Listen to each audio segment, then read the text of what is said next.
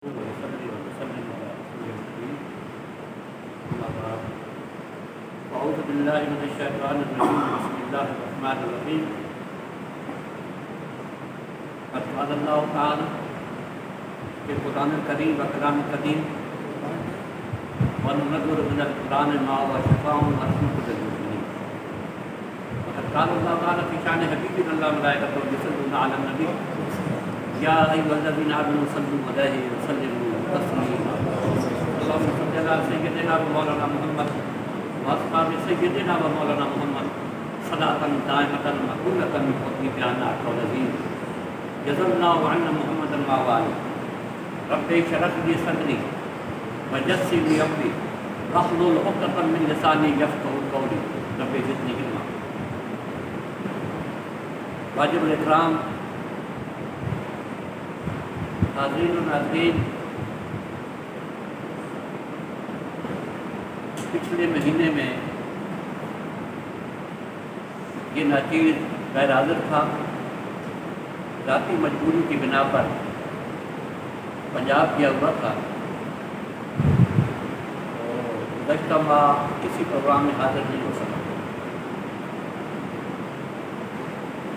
آج مہینے کا یہ آخری پروگرام ہے کیونکہ آگے رمضان المبارک آ رہا ہے اور یہ ہفتہ والے پروگرام نہیں ہو سکے. آپ سے گزارش ہے کہ آج کے اس بیان کو توجہ سے سنیں، یہ میرے اور آپ کے لیے اہم ترین ہے. آج ہم دنیا میں مسلمان ہونے کے ناطے پریشانی اور بدحالی کا شکار ہیں، حالانکہ خالق کائنات نے ہمیں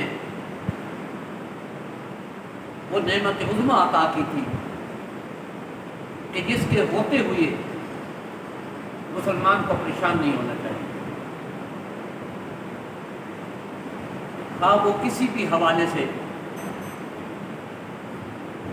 معاشی حالات کی وجہ سے، سیاسی حالات کی وجہ سے، بیماریوں کی وجہ سے یا کسی بھی حوالے سے جو ہماری آج ناگفتگی کیفیت ہے، قرآن شریف کے ہوتے ہوئے یہ اللہ رب العزت کا وہ انعام ہے کہ یہ صرف اور صرف محمد رسول اللہ صلی اللہ تعالیٰ علیہ وسلم کے غلاموں کو ملا. یہ نعمت عظمیٰ میرے اور آپ کے اقوال عالم اسلام کے مسلمانوں کے حصے میں آئی ہے، لیکن ہم نے اس کی قدر نہیں کی. خالق کائنات نے سچ فرمایا وما قدر اللہ حق قدرہ، لوگوں نے اللہ کی قدر نہیں کی جو حق تھا اس کی قدر کرنا، جس کی وجہ سے ہم ذلیل و رسوا ہیں. عزیزان گرامی، خالق کائنات نے فرمایا فَنَزَّلُ مِنَ الْقُرْآنِ مَا هُوَ شِفَاءٌ وَرَحْمَةٌ لِلْمُؤْمِنِينَ. ہم نے قرآن کو نازل کیا مومنین کے لیے شفا و رحمت بنا کر. خالق کائنات یہ انعام، یہ نعمت عظمیٰ، یہ سراپر رحمت آج ہوتے ہوئے اگر ہم در در کی ٹھوکریں کھائیں اور پریشانی اور بدحالی میں مبتلا رہیں تو پھر ہم سے بڑا بدنصیب کون ہو. یہ وہ قرآن ہے جو ہماری تمام روحانی اور جسمانی، ظاہری اور باطنی بیماریوں کا علاج. اس کے فوائد اتنے ہیں کہ ساری دنیا کے انسان مل کر بھی اگر بیان کرنا چاہیں تو وہ اس کا حق ادا نہیں کر سکتے. لیکن آج کا جو میرا موضوع ہے وہ شفا کے حوالے سے. مومنین کے حق میں یہ کلام شفا ہے، رب فرما رہا ہے یہ شفا ہے. اگر ہم کسی بھی بیماری میں مبتلا ہیں. الحمدللہ اس گناہگار کا ذاتی تجربہ ہے کہ قرآن سے بہتر کوئی شفا نہیں ہے. یہ اللہ کا کلام ہے اور حق ہے. ہم اس سے استفادہ کیوں نہیں کرتے؟ کیونکہ ہمارا اس پر وہ یقین نہیں ہے الا ماشاءاللہ جو ہونا چاہیے. رب کے کلام پر مانتے ہیں آپ، اللہ کا کلام ہے کیونکہ اس کے معنی بغیر تو مومن ہو ہی نہیں سکتے. مانتے ہیں لیکن یقین جانیے کہ وہ ایقان اور یقین نہیں ہے، وہ جو یقین کی چوٹی ہونی چاہیے. ظن بالکل قریب سے بھی نہ بھٹکے. شک اور ظن اگر ہوگا تو پھر ایمان کامل نہیں ہوگا، ایمان بھی ظن نہیں ہوگا. ظن اور شک والا ایمان قابل قبول نہیں ہوگا. اور اگر ہم اللہ کا کلام سمجھیں، حق اور سچ سمجھیں اور ہمارا یقین کامل ہو اس پر، پھر ہم وہ استفادہ اس سے کر سکتے ہیں جو کرنا چاہیے اور جو اللہ کے نیک بندے استفادہ کرتے ہیں. ہارون رشید بیمار ہو گیا، 2 سال تک حکیم کوشش کرتے رہے. اس وقت ڈاکٹر تو ہوتے بھی تھے، طرح طرح کی ادویات دی، کچھ نہیں ہوا. ہارون رشید نے آدمی بھیجا حضرت فضیل ابن عیاض رحمۃ اللہ علیہ کی طرف کہ آپ تشریف لائیں، میں بہت پریشانی میں ہوں. آپ تشریف لائیں. پوچھا کیا بات ہے؟ کہ 2 سال ہو گئے بیماری کو، اس طرح عدالت سے اٹھ نہیں سکا، بہت پریشان ہوں، سر میں شدید درد ہے. فضیل ابن عیاض رحمۃ اللہ علیہ نے سر پہ ہاتھ رکھا، 21 بار سورہ فاتحہ پڑھی اور ہارون رشید اٹھ کے بیٹھ گئے. قابل شفا ہو. آج ہم اتنی بار آیت کریمہ پڑھ لیتے ہیں جو ہر پریشانی اور بدحالی سے نکلنے کا ذریعہ ہے. لا الہ الا انت سبحانک انی کنت من الظالمین لاکھوں دفعہ پڑھ لیتے ہیں. یونس علیہ السلام نے تو 1 بار پڑھا تھا اور اللہ نے بچری کے پیٹ سے مار گویا پہنچا دیا، پریشانی دور فرما دی. ہماری پریشانی کیوں ختم نہیں ہوتی؟ ہمیں سورہ فاتحہ کے پڑھنے سے شفا کیوں نہیں ملتی؟ وجہ یہ ہے کہ ہمارا وہ یقین و ایقان نہیں ہے. تو پہلی شرط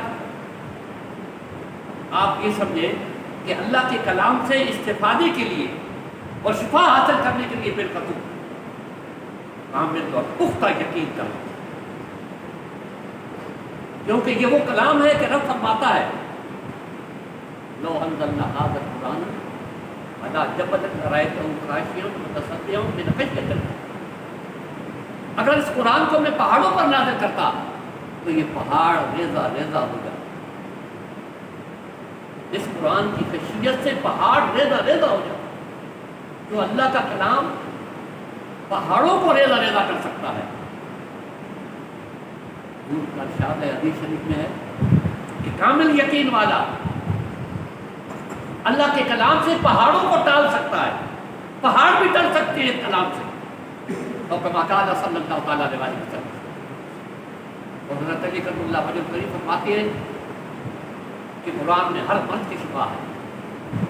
اور حضور علیہ السلام فرماتے ہیں کہ سورہ فاتحہ میں شفا ہے سوائے موت کے. یعنی اگر کوئی مرض الموت ہے کہ اللہ کے علم میں اس بندے نے کسی مخصوص مرض میں مرنا ہے جو تقدیر کا مسئلہ ہے تو پھر تو ممکن ہے کہ سورہ فاتحہ سے کوئی شفا ہے. لیکن اس کے علاوہ کوئی شرط نہیں ہے. ایسا بھی مریض ہو اگر دنیا کے کسی ڈاکٹر سے اور دنیا کی کسی دوائی سے اس کو شفا ہونی ہے تو اللہ کے کلام سے شفا ہو جائے. اور سورہ فاتحہ چونکہ قرآن کا پریفیس اور انڈیکس ہے، قرآن کا حاصل ہے، جو گویا قرآن میں 30 پاروں کے اندر پھیلا ہوا ہے، وہ خالق کائنات نے اس کا خلاصہ سورہ فاتحہ میں بیان کر دیا۔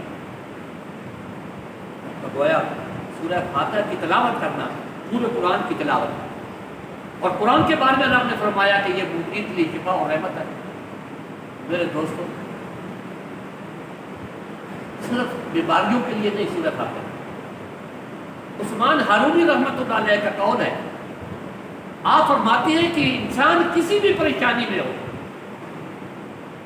کوئی بھی بدحالی ہو، کوئی بھی مسئلہ ہو، کوئی بھی روحانی جسمانی مرض ہو، اور بندہ سورہ فاتحہ پڑھے اور اس کا مسئلہ حل نہ ہو، یا اس کو شفا نہ ملے، یا اس کی پریشانی دور نہ ہو، تو بہت بڑا بول ہے آپ کا۔ فرماتے ہیں قیامت کے دن وہ بندہ میرا دامن گیر ہو، کہ آپ نے کہا تھا کہ سورہ فاتحہ سے ہر مسئلہ حل ہو جاتا ہے، اور میرا مسئلہ حل نہیں ہوا۔ لیکن شرط یہ ہے کہ یقین کامل ہے کہ خالق کائنات کا میں نے کلام پڑھا ہے، تو اب یہ کیسے ہو سکتا ہے کہ مجھے ناکامی ہو اور میرا مسئلہ حل نہ ہو؟ تو امکان پیدا کرنے کی ضرورت ہے۔ اور ایک اور چیز، قرآن سے استفادے کے لیے، روحانی جسمانی بیماریوں کی شفا کے لیے، دنیا اور آخرت کے ہر مسئلے کے حل کے لیے ایک اور چیز کی ضرورت ہے، وہ یہ کہ ہم سورہ فاتحہ کی تلاوت کریں یا قرآن حکیم فرقان حکیم کی تلاوت کریں، تو تلاوت کیسے ہوگی؟ اس زبان سے ہوگی۔ سفیان نے ایک بڑا پیارا مسئلہ بیان کیا ہے، فرماتے ہیں کہ بندوق کی نالی میں خرابی ہو اور بندوق کے اندر جو کارتوس ہے وہ بالکل صحیح ہو، اور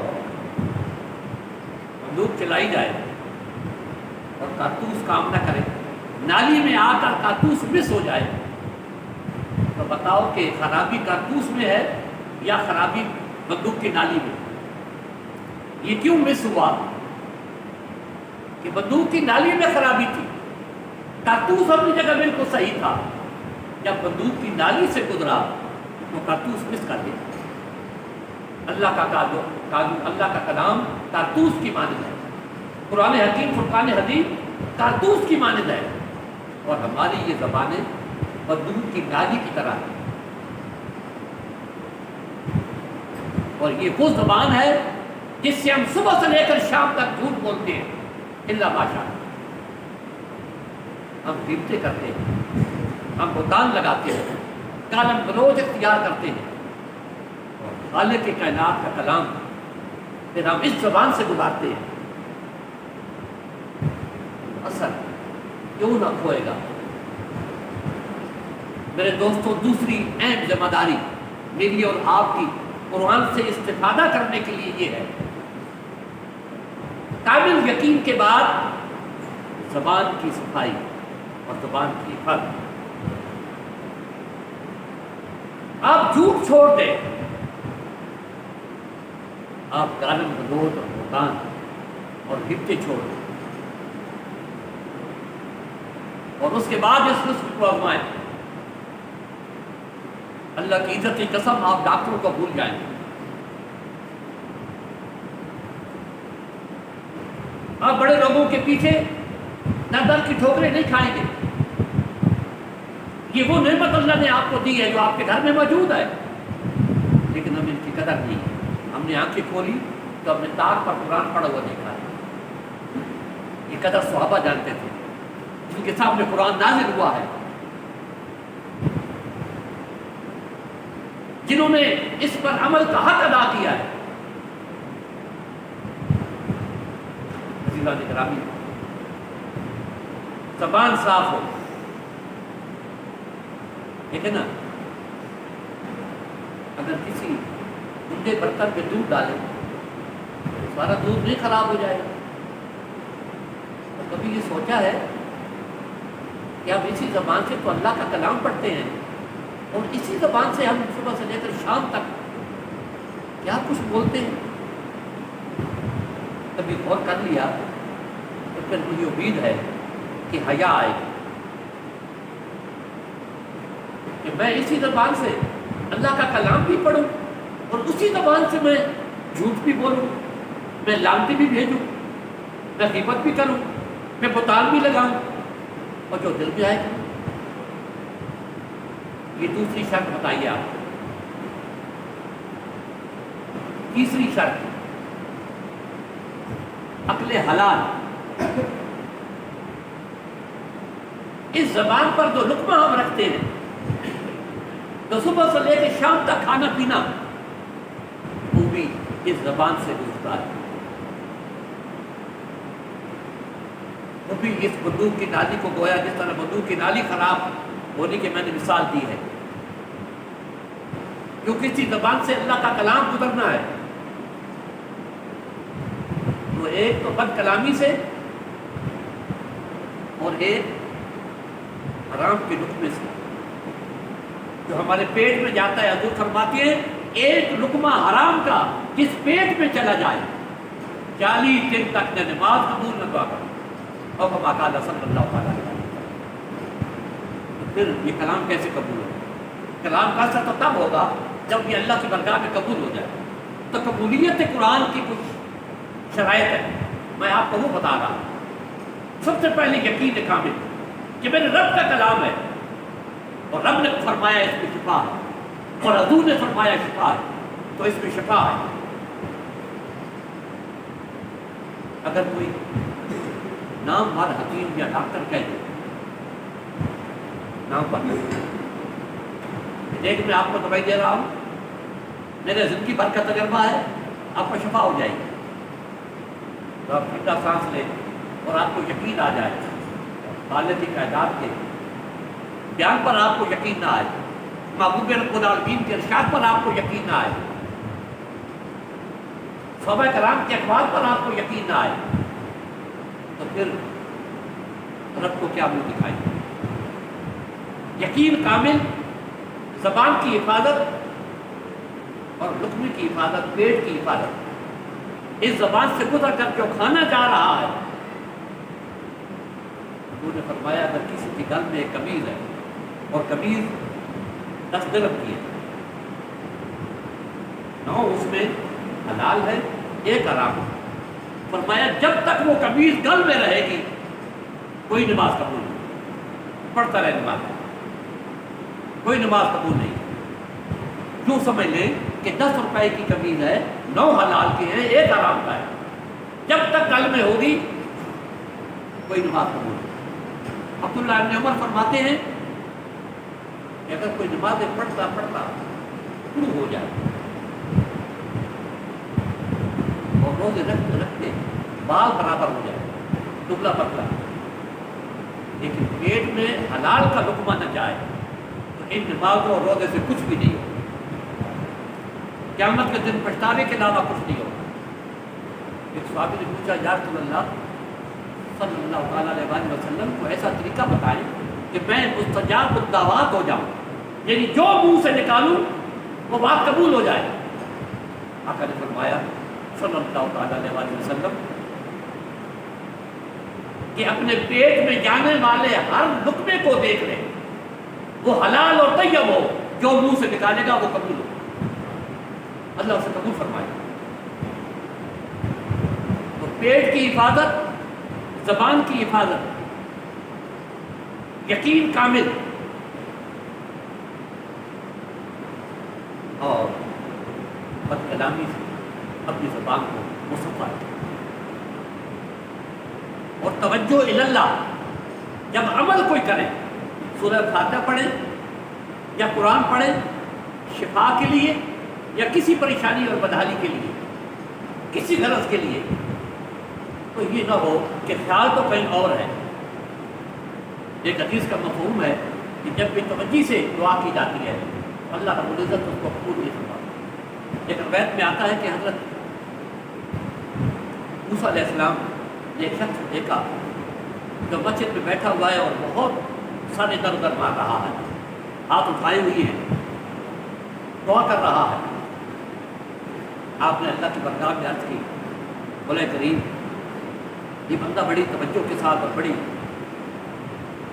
جو ہے پریشانی کے عالم میں ہے، لگتا ہے اور دعا کر رہا ہے، اور تو کریم ہے، اس کی دعا قبول کر لو۔ رب نے فرمایا موسیٰ تو اس کے سر جو ادھر ادھر مار رہا ہے اس کو دیکھ رہا ہے؟ یہ بکریاں چراتا ہے اور بکریاں چراتے چراتے مسجد میں آ گیا، یہ دعا تو مجھ سے کر رہا ہے لیکن اس کا پورا دھیان بکریوں میں ہے کہ میری بکریوں کو کوئی بھیڑیا نہ لے جائے، کوئی نقصان نہ ہو جائے، اس کا خیال بکریوں میں ہے، اور میں اس آدمی کی دعا قبول نہیں کرتا جس کا دھیان میری طرف نہ ہو۔ توجہ اللہ، جب بھی کوئی عمل کریں اس کے لیے آپ کی توجہ جو ہے وہ پوری کی پوری اللہ رب العزت کی طرف ہونی چاہیے۔ جیسے نماز کے بارے میں، نماز اگر اللہ اکبر کر کے ہاتھ کو باندھ لیے اور بازاروں میں گھوم رہے ہیں، گھروں میں گھوم رہے ہیں اور پتہ نہیں خیالات کہاں سے کہاں، حضور نے فرمایا تعبد اللہ کانک تراہ وان لم تکن تراہ فانہ یراک، نماز یوں پڑھو کہ تم رب کو دیکھ رہے ہو، اگر یوں نہ پڑھ سکو تو یوں تو پڑھو کہ رب مجھ کو دیکھ رہا ہے، رب مجھ کو دیکھ رہا ہے۔ یہ توجہ اللہ، کم از کم توجہ اللہ کی حد کیا ہے کہ میرا رب مجھے دیکھ رہا ہے، میری دعا کو سن رہا ہے، میری نماز میں پڑھ رہا ہوں وہ مجھے دیکھ رہا ہے، وہ سن رہا ہے۔ تو توجہ اللہ، اور ایک اور چیز بھی غور کر لیں، تقویٰ، پرہیزگاری، گناہ چھوڑ دیں۔ وَمَن يَتَقِ اللَّهَ يَجْعَل لَّهُ مَخْرَجًا وَيَرْزُقْهُ مِنْ حَيْثُ لَا يَحْتَسِبُ۔ جو گناہ چھوڑ دے، تقی ہو جائے، پرہیزگار ہو جائے، اللہ کے ڈر اور اللہ کے خوف سے کہ میں نے کل اللہ کو حساب دینا ہے، اللہ کے روبرو جانا ہے، میں گناہ نہیں کرتا آج کے بعد، سچی توبہ کر لے، گناہ ترک کر دے، اللہ فرماتا ہے میں اس کو وہاں سے روزی دوں گا جہاں سے کبھی اس نے سوچا بھی نہیں ہو، اور چہار دانگ عالم کدھر بھی منہ کرے گا میں کامیابی عطا کروں گا، آسانی کے رائے نکال دوں گا۔ بس یہ چند شرائط ذہن میں رکھیں اور پھر اللہ کے کلام سے استفادہ حاصل کریں۔ میرے دوستوں، ایک تو کوئی بھی بیماری ہو جائے، کوئی پریشانی آ جائے، سورہ فاتحہ آپ سب کو یاد ہے، آپ سارے نمازی ہیں اور سب کو سورہ فاتحہ یاد ہے، نماز میں آپ پڑھتے ہیں۔ سورہ فاتحہ کون سی ہے؟ الحمدللہ رب العالمین الرحمن الرحیم مالک یوم الدین الی آخر۔ کوئی بھی پریشانی آ جائے فوراً بسم اللہ کے ساتھ سورہ فاتحہ۔ اور میں نے کیا عرض کیا، حضرت عثمان ہارونی کا قول 21 دفعہ فرماتے ہیں، 21 دفعہ سورہ فاتحہ پڑھ لے بندہ کسی بھی مریض پر، اور پڑھ کے دم کر دے یا پانی رکھ لے، پانی پر دم کر کے پیے۔ پاس سفیان نے کہا کہ کیسا ہی سنگین مرض ہو، 21 دفعہ سورہ فاتحہ پڑھ کے روزانہ دم کرے اور وہ پانی پی لے، اور 21 دن تک پیے، کینسر تک کے مریض انشاءاللہ العزیز کھڑے ہو جائیں گے، اللہ ان کو بھی شفا دے دے گا۔ آپ تجربہ کر کے دیکھیں، اس گنہگار نے زندگی میں بہت تجربے کیے اور اللہ کے فضل و کرم سے اتنا استفادہ حاصل ہوا ہے، اور جن جن لوگوں کو بتایا ہے آج دن تک کسی نے یہ نہیں کہا کہ آپ نے جو چیز بتائی تھی وہ غلط ثابت ہوئی۔ لیکن میں یہ جو چند شرائط بتائی ہے ان کو ذہن میں رکھیے گا، اور ایک بہت بڑی شرط، اہم ترین شرط، نماز کی پابندی۔ تقوی میں سب سے پہلے نماز آئی ہے، الصلاۃ عماد الدین، یہ دین کا پلر ہے، ستون ہے، بنیاد۔ اس کے بغیر کوئی لا ایمان لمن لا صلاۃ لہ، جس کی نماز نہیں اس کا کوئی ایمان نہیں۔ بین اللفظ والکفر فرق ہے، مومن اور کافر میں نماز چھوڑنے کا فرق ہے، مومن نماز پڑھتا ہے، کافر نماز نہیں پڑھتا۔ من ترک صلاۃ متعمدا فقد کفر، جس نے جان بوجھ کر نماز چھوڑی وہ کفر کے کنارے پہنچا۔ نماز کے بغیر تو انسان کے ایمان کی کوئی حقیقت نہیں ہے۔ قرآن سے استفادہ کیسے ہوگا؟ حضور نے فرمایا جو نماز نہیں پڑھتا نہ اس کی اپنی دعا قبول ہوتی ہے نہ اس کے حق میں دوسرے کی قبول ہوتی ہے۔ وہ دم کرنے والا بھی اور جس کے لیے دم کیا جا رہا ہے، یہ شرط بھی یاد رکھیں، دونوں نمازی۔ تو پھر دیکھیں اس کا فائدہ، اس سرکار نے کتنے واقعات دیکھے ہیں، وقت نہیں ہے کہ میں ان کو ڈیٹیل سے بیان کروں۔ اللہ کے گھر میں بیٹھا ہوں، کینسر کے مریض شفا یاب ہو چکے ہیں اللہ کے کلام سے۔ حضور علیہ السلام کا ارشاد ہے کہ بارش کا پانی لے یا شبنم کا پانی اور اس پر 70 بار سورہ فاتحہ پڑھے اور 70 بار آیت الکرسی پڑھے اور 70 بار سورہ اخلاص پڑھے، قل هو اللہ احد، اور 70 بار سورہ فلق پڑھے اور 70 بار سورہ ناس پڑھے۔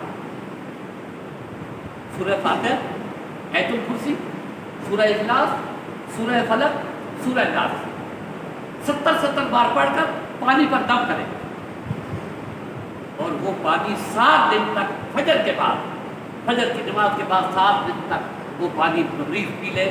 میرے آقا نے فرمایا مجھے قسم ہے رب العزت کی جس کے قبضہ قدرت میں محمد کی جان ہے، وہ ہر مرض سے شفا پا جائے، ہر مرض سے شفا پا جائے۔ سورہ فاتحہ والی جو حدیث بتائی آپ کو، اس میں یہ الفاظ ہے کہ سورہ فاتحہ میں شفائے سوائے موت کے، یعنی اگر مرض الموت ہے تو گویا اس میں شفا نہ ملے، کہ اگر اللہ کے علم میں اس مرض میں مرنا ہے۔ لیکن اس حدیث کے اندر، خواص القرآن کے اندر یہ حدیث موجود ہے۔ آپ میری تصویر الارواح کے اندر بھی اس کو ملاحظہ کر سکتے ہیں۔ میں نے ڈیٹیل سے جو ہے اس کو بیان کیا ہے اور زندگی میں نامعلوم کتنے مریضوں پر آزمایا اور گھر کے اندر بھی آزما چکا ہوں، الحمدللہ میرے خالق اور مالک نے کبھی ناکام نہیں کیا۔ یہ 5 سورتیں 70 بار پڑھتا کسی بھی روحانی اور جسمانی مرض کے لیے۔ میں کہتا ہوں کہ صرف مرض کے لیے نہیں، کسی بھی پریشانی کے لیے اللہ پریشانیاں دور فرماتے ہیں، لیکن جو چند شرائط بتائی ہیں ان پر عمل کرنا لازمی۔ ایک اور چیز ایڈیشن کر دوں، جو حدیث کے اندر کوئی الفاظ جو بیان کی اس میں شامل نہیں ہے، وہ یہ 5 صورتیں جو میں نے بتا دی، سورہ فاتحہ، آیت الکرسی اور سورہ اخلاص اور سورہ فلق اور ناس۔ لیکن میرے ایک جاننے والے صاحب طریقت، ان کا کہنا ہے کہ میں سندھ میں گیا، میرے وہاں مجید تھے، ایک دفعہ گیا تو میرے چند مسلمان بھائیوں نے کہا کہ حضرت ایک ہندو گھرانہ ہے اور وہ آپ کے پاس آ کر آپ کی بیعت کرنا چاہتا ہے، جو کلمہ پڑھ چکے ہیں، مسلمان ہو چکے ہیں، اجازت ہو تو ان کو بلا لیں۔ ہم نے فرمایا کیوں نہیں، بڑی خوشی کی بات ہے۔ وہ آ گئے تو آپ نے سوال کیا کہ سب سے پہلے مجھے بتاؤ کہ تمہارے مسلمان ہونے کی وجہ کیا ہے؟ ان میں سے ایک ہندو نے کہا جی کہ مجھے کینسر ہو گیا اور ڈاکٹر نے علاج کر دیا، آخری اسٹیج پر پہنچ گیا، اور میں گھر آیا تو میں رونے لگے، دھاڑے مار کر رونے لگے۔ میری بیوی نے کہا روتا کیوں ہے؟ تو میں نے کہا کیوں نہ رو، ڈاکٹر نے علاج کر دیا، میرا کینسر آخری اسٹیج پر پہنچ گیا۔ تو میری بیوی نے کہا کہ تو رو مت، تو ٹھیک ہو جائے گا، تیرا علاج میں کروں گی۔ میں نے کہا کیا تو ڈاکٹر ہے؟ ڈاکٹر کہہ رہے علاج ہو گیا اور تو کہہ رہی ہے میں کروں گی علاج؟ کیونکہ میں کروں گی تو ٹھیک ہو جائے گا، لیکن تجھے میری ایک بات ماننی ہوگی، وعدہ کر لے، مجھے یقین ہے کہ تو ٹھیک ہو جائے گا۔ کہا ٹھیک ہے، تیری ایک بات نہیں 100 باتیں مانوں گا۔ تو یہ تیری طریقت کو بتا رہے ہیں وہ ہندو، تو اب ہندو نہیں رہے، مسلمان ہو گئے، لیکن جب ہندو تھے تو وہ سٹوری بتا رہے ہیں کہ مسلمان کیسے ہوا۔ میری بیوی روزانہ کچھ پڑھتی اور پانی پر دم کرتی اور مجھے پلا دیتی۔ 41 دن تک اس نے وہ پانی پڑھ کر مجھے دیا، اور 41 دن کے بعد میں خود بھی محسوس کر رہا تھا کہ لگتا ہے میں نارمل ہو گیا ہوں، میں بالکل ٹھیک ہو گیا ہوں، کھانا پینا سب نارمل ہو گیا۔ تو میری زوجہ نے کہا کہ جاؤ ڈاکٹر کے پاس اور ٹیسٹ کراؤ۔ میں گیا، میرے 1 to 8 ٹیسٹ ہوئے۔ ڈاکٹر نے کہا تو نے کیا کیا ہے؟ تو نارمل ہے بالکل، اوکے۔ کہا جی میں نے کچھ نہیں کیا ہے، میری بیوی مجھے پڑھ کے کچھ پانی پلاتی تھی، مجھے نہیں پتا کیا پڑھا۔ میں گھر آیا تو خوشی سے میں نے خبر سنائی۔ میری بیوی نے کہا کہ یاد ہے میں نے کہا تھا علاج تیرا میں کروں گی اور تو ٹھیک ہو جائے گا، لیکن میری ایک بات ماننی ہوگی، اور تو نے کہا تھا میں 100 باتیں مانوں گا۔ ہاں ہاں بول، سونا چاہیے، کپڑا چاہیے، کیا چاہیے، کیا مانگتی ہے تو؟ کہا نہیں، نہ سونا چاہیے نہ کپڑا چاہیے، آپ کلمہ پڑھ کے مسلمان ہو گئے۔ میں بہت بڑی گنہگار ہوں اللہ کی، میں مسلمان ہوں، لیکن مسلمان ہوتے ہوئے میں نے ہندو کے ساتھ شادی کی ہے، میں نے اپنی جان پر بہت ظلم کیا ہے، لیکن میرا باپ کٹر ہندو تھا، مجھے ڈر تھا کہ اگر میں بولتی ہوں کہ میں مسلمان ہوں تو مجھے قتل کر دے گا۔ میں نے اس ڈر کے بارے ہاں کر دیا۔ اور مسلمان کب ہوئی؟ وہ زوجہ ان کی بیٹھی ہوئی تھی مجمع کے اندر، تو انہوں نے کہا کہ یہ میری زوجہ خود بتائے گی۔ اس نے کہا پیر صاحب میں اسکول میں پڑھتی تھی اور میری ایک کلاس فیلو تھی لڑکی، اس کے ہاں ہوم ورک کرنے میں جاتی تھی، اس کی ماں بچوں کو قرآن پڑھاتی تھی، تو مجھے بہت اچھا لگتا تھا۔ ایک دن میں نے انہیں کہا خالہ مجھے بھی قرآن پڑھاؤ۔ کہا کیوں نہیں بیٹی، اور ہاتھ منہ دھو کے آ جا اور قاعدہ لے لے اور میں تجھے پڑھا دوں۔ تو میں پڑھتے پڑھتے پورا قرآن پڑھ گئی، پورا قرآن پڑھ گئی، اور 30واں پارہ استانی ترجمے سے پڑھاتی تھی۔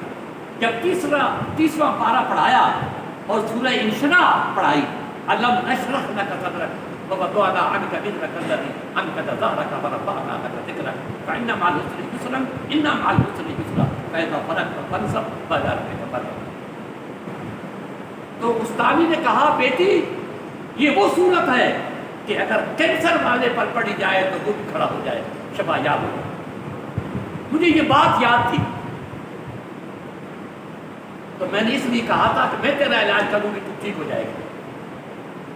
تو جب میں ان کے ہاں جاتے جاتے پڑھتے پڑھتے ہوم ورک کرتے کرتے قرآن بھی پڑھ لیا، تو میں نے ایک دن استاد کو کہا کہ اب تو میں یہاں تک پہنچ گئی ہوں، اب مجھے کلمہ پڑھائیے اور اپنے گروپ میں شامل کر لیں۔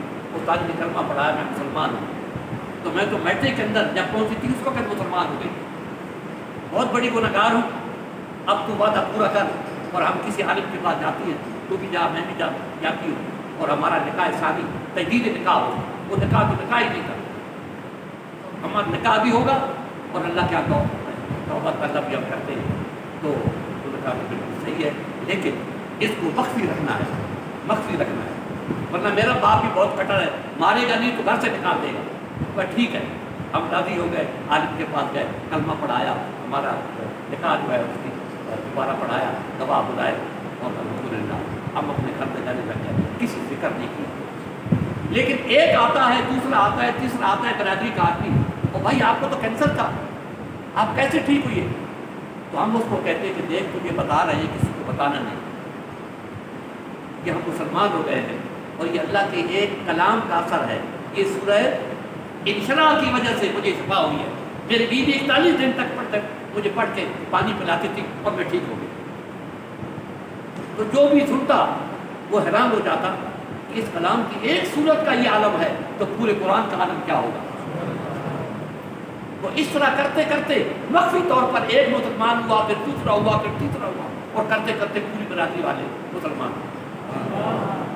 تو میرے دوستوں، بات یہ ہے کہ یہ بہت بڑی نعمت ہمارے پاس موجود ہے، لیکن ہم بے قدرے لوگ، ہم قدر نہیں کرتے اللہ کے کلام۔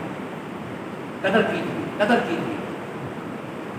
یہ تو میں نے مختصر طور پر آپ کو بتا دیا ہے، قرآن کے حوالے سے انشاءاللہ اور بہت ساری چیزیں زندگی رہی ہیں، اور صحت رہی اور یہ پروگرام جاری رہا تو انشاءاللہ میں مزید چیزیں آپ کو بتاؤں گا، لیکن میری تمنا ہے کہ اس کو زیادہ لمبا نہ کیا جائے، کیونکہ اس پروگرام کو ہم ریکارڈ جو ہے وہ کروا رہے ہیں اور یہ اپلوڈ بھی ہوگا۔ آپ لوگ اگر زندگی میں نہیں بھی سنیں نا تو میرے مرنے کے بعد ضرور سنیں، کیونکہ آپ یہ تو کبھی سوچیں گے نا کہ جس آدمی نے 47 سال تک ہماری مسجد میں آیا اور بیان کیا اور ہمیں اکثر کی راہ بتائی، یہ میرا تجربہ ہے۔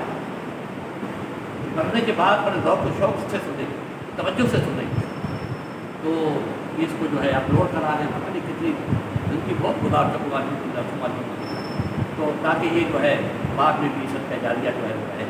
تو میرے دوستوں ان چند شرائط کو ذہن میں رکھیے اور دوسروں کو بھی بتائیے، یقین کامل، پختہ یقین، جس کو ایقان کہتے ہیں، یقین کی چوٹی، اگر یہ حاصل ہو گئی تو گویا آپ نے بہت بڑی نعمت کو حاصل کر دی۔ یہ کتنی خرابی ہے ہماری عدم یقین کی وجہ سے ہے۔ ٹھیک ہے جی دم کرا لیا ہے، پتہ نہیں کیا ہوگا، دم کر دیا ہے، پتہ نہیں ٹھیک ہوگا نہیں ہوگا، نہیں، پہاڑ سے زیادہ مضبوط۔ ایک صوفی کامل کہتے ہیں کہ اگر کوئی کہے کہ پہاڑ اپنی جگہ سے ٹل گیا ہے تو وہ تو مان لو، لیکن اگر کوئی کہے کہ حضور علیہ السلام کا کہا ہوا نہیں ہوا ہے تو یہ نہ مانے، اور پھر خالق کائنات کا کہا ہوا، محبوب رب العالمین کا کہا ہوا، یہ کیسے ہو سکتا ہے کہ نہ ہو؟ ورنہ یقین نہیں ہے۔ حدیث قدسی ہے، حضور فرماتے ہیں کہ اللہ فرماتا ہے میں بندے کے گمان کے قریب ہوں، میرے بارے بندہ جیسا گمان کرے گا میں ویسا کروں گا۔ اگر میں سورہ فاتحہ پڑھ کے یہ گمان کروں کہ مجھے اللہ کے کلام پر یقین ہے، مجھے اب شفا ہونی ہے، باقی کا سب شفا ہوگی، اگر یہ یقین پختہ ہوگا تو ایمان پیدا کیجیے، یقین پیدا کیجیے، زبان کی حفاظت کیجیے، جھوٹ چھوڑ دیں، غیبت چھوڑ دیں، بہتان چھوڑ دیں، آخرت بھی برباد ہوگی اگر یہ گناہ نہ چھوڑیں۔ کبیرہ گناہ ہے، کبیرہ، لعنت اللہ علی الکاذبین، جھوٹوں پر خدا کی لعنت۔ اور غیبت کے بارے میں فرمایا کہ بدکاری کرنے سے بڑا گناہ، اگر کوئی بدکاری کرے تو اس کا شرعی کیا علاج ہے، کیا سزا ہے کہ پتھر مار مار کر اس کا ہلاک کر دو۔ اگر شادی شدہ ہیں دونوں مرد عورت بدکاری کرنے والے تو پتھر مار مار کر ہلاک کر دو، اتنا بڑا گناہ ہے۔ اور غیبت صبح سے لے کر شام تک کرتے کرتے ہیں۔ کوئی محلے میں اگر بدکاری کر لے، جگہ جگہ ہر گھر میں لوگ گفتگو کریں کہ فلاں نے یہ کام کیا، بڑا گنہگار، بڑا بدکار، اور یہ جو صبح سے لے کر شام تک غیبتیں ہم کر رہے ہیں، اور حضور فرماتی ہے یہ بدکاری سے بڑا گناہ ہے، تو کبھی اس کا نہیں سوچا کہ زبان کو خراب کر رہے ہیں، اپنی عادت خراب کر رہے ہیں، برباد کر رہے ہیں۔ قیامت کے دن کیا جواب ہوگا؟ وہ نیکیاں تو منہ لے جائے گا، کس سے دشمنی کمائی ہے، کس کی عزت لوٹی ہے، نیکیاں تو منہ لے جائیں گے۔ 1 2 3 4 5 پتہ نہیں کتنی کی غیبتیں کی، وہ ساری نیکیاں تو منہ لے جائیں گے۔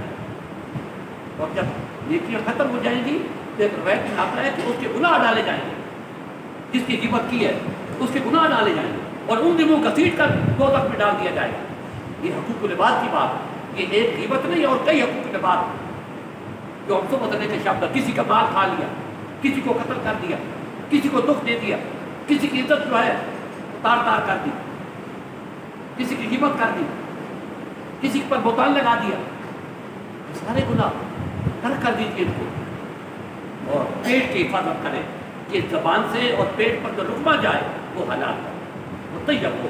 مومن کی غذا حلال اور طیب ہے، پودے کی غذا کھاد ہے، روشنی ہے، پانی ہے۔